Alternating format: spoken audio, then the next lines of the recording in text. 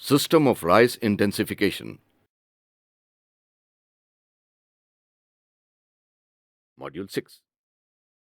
Benefits of SRI adoption.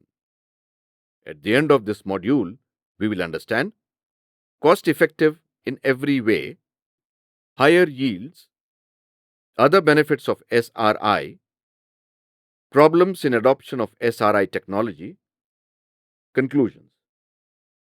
Lesson 1. Cost effective in every way. The system of rice intensification improves yields with less water, less seed, and less chemical inputs than most conventional methods of rice cultivation.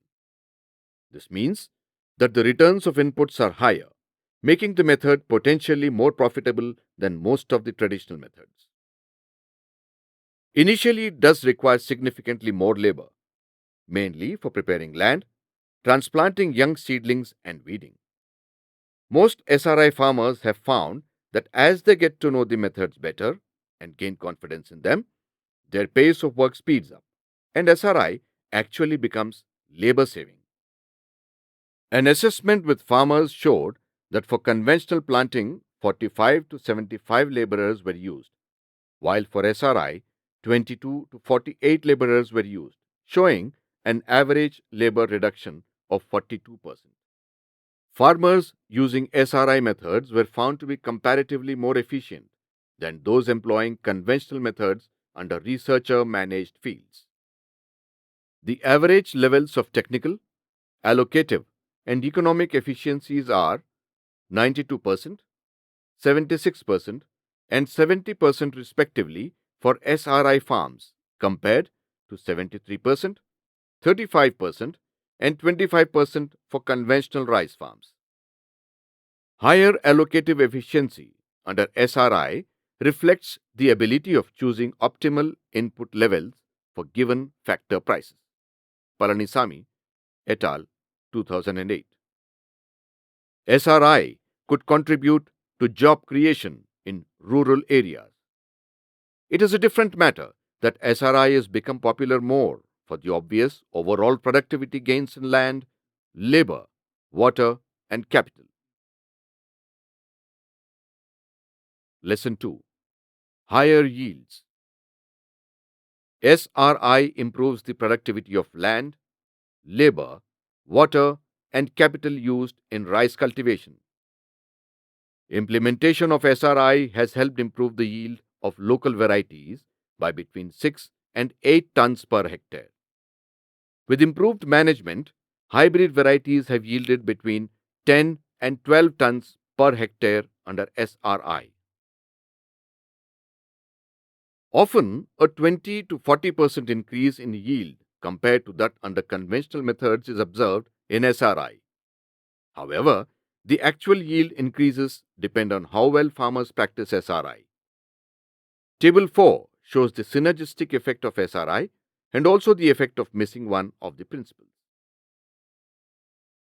SRI practices of young seedling, single seedling, wider spacing, and intermittent irrigation together brought an increase in yield of 48.8% when compared to conventional cultivation.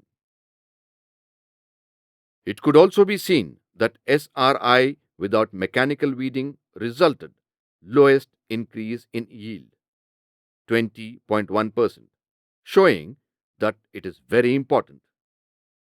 Missing any one of the principles reduces the synergistic effect. The individual effect of SRI principles could vary in different locations. Table 4. Effect of the SRI components on grain yield of rice. SRI improves the productivity of land, labor, water, and capital used in rice cultivation. Lesson 3. Other benefits of SRI. Nursery area to plant 1 hectare reduced from 800 square meters to 100 square meters. Seed requirement reduced from 30 to 60 kgs to 5 to 7.5 kgs. Nursery maintenance reduced from 25 to 30 days to 10 to 14 days. Nursery costs reduced by 68%. Seedling pulling cost reduced from 800 rupees to 150 rupees. Labor requirement for planting reduced from 60 to 35. Labor requirement for weeding reduced by 25 to 30%. Saving in water, electricity for pumping, and labor for irrigating. Lodging reduced. Rat damage almost nil. Early maturity up to 10 days. Up to 30 to 50 panicles per hill from single seedling. Up to 150 to 300 grains per panicle. Grain yield increased on an average by 1.5 tons. Straw yield increased on an average by 2.6 tons. Higher net income. Known side tillering varieties produce higher number of tillers. Good panicles from the SRI crop could be handpicked for the seed requirement of next crop and helps in quality seed production. Higher yields, 7.5 ton per hectare, obtained even in coastal saline soils of Nagapattinam district, Tamil Nadu. Higher millings outturn, providing healthy food and environmental protection due to non-use of inorganic fertilizer and biocides. Reduced crop duration due to absence of transplanting shock.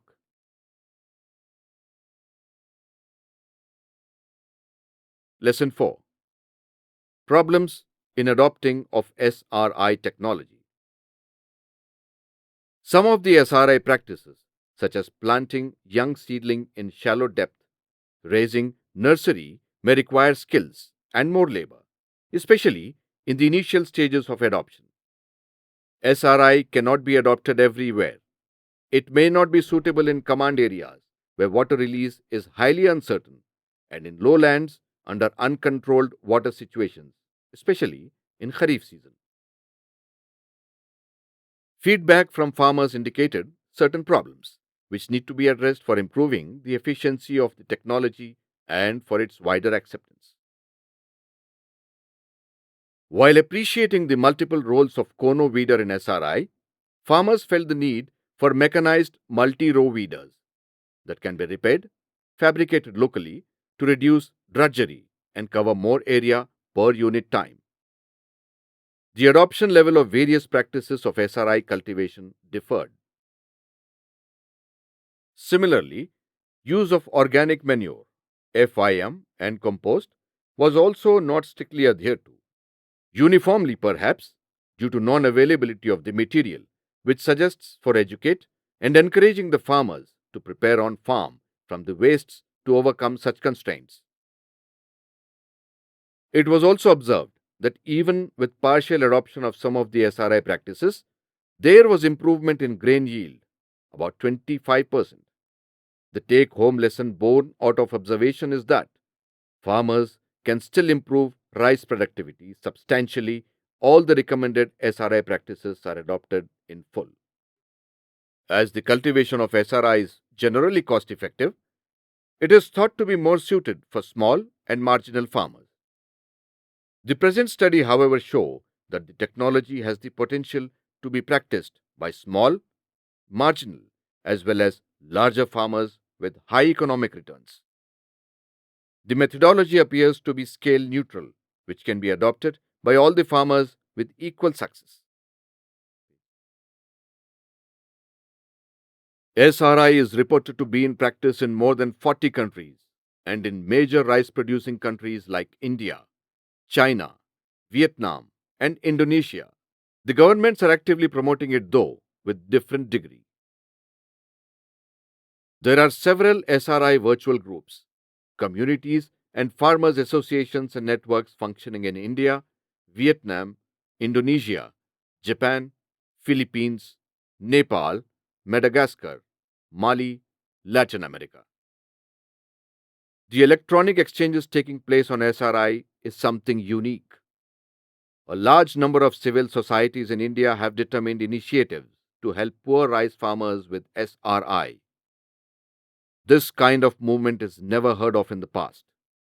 Heads of national and provincial or state governments taking personal interest in SRI is not uncommon. Many farmers in India and elsewhere are still experimenting with SRI. Since it does not involve seed based technology, farmers find it easy to adopt the method. Some innovate to adapt the method to suit local conditions. SRI offers unlimited opportunities for exploration and innovation for local adoption in most of the ecosystems. The challenge for those mandated to popularize and promote it lies in the adoption of extension methodologies. Since SRI is still evolving, scientists should examine farmers' outcomes and experiments with an open mind so as to contribute to experts' overall understanding of the intricacies of the method. Like any scientific experiment, some of the farmers' SRI experiments might not result in successful outcomes. They need to appreciate the farmers' willingness to experiment with the adoption of new technologies, including SRI. In India, interest in SRI started just 8 years ago, and already as many as 2 million farmers are growing their rice with all or most of the recommended SRI crop management practices on about 1.5 million hectares distributed across more than 300 districts of the country. Lesson 5. Conclusions. The basic principle of SRI cultivation has been that rice plants do best when their roots are vigorous, young seedlings are transplanted at shallow depth and wider spacing, soil is kept well aerated and rich with diverse microorganisms. SRI differs from normal flooded rice in 1. Transplanting of 8 to 10-day-old seedlings, 2. Wider spacing, 3. Reduced use of water by avoiding continuous submergence, and 4. Use of more compost and organic manure. SRI has been claimed to result in phenomenal increase in grain yield as much as 2 to 4-fold, save water by 50% or more, besides saving on seed and fertilizer cost using only fraction of the quantity otherwise recommended. SRI is also claimed as variety independent system.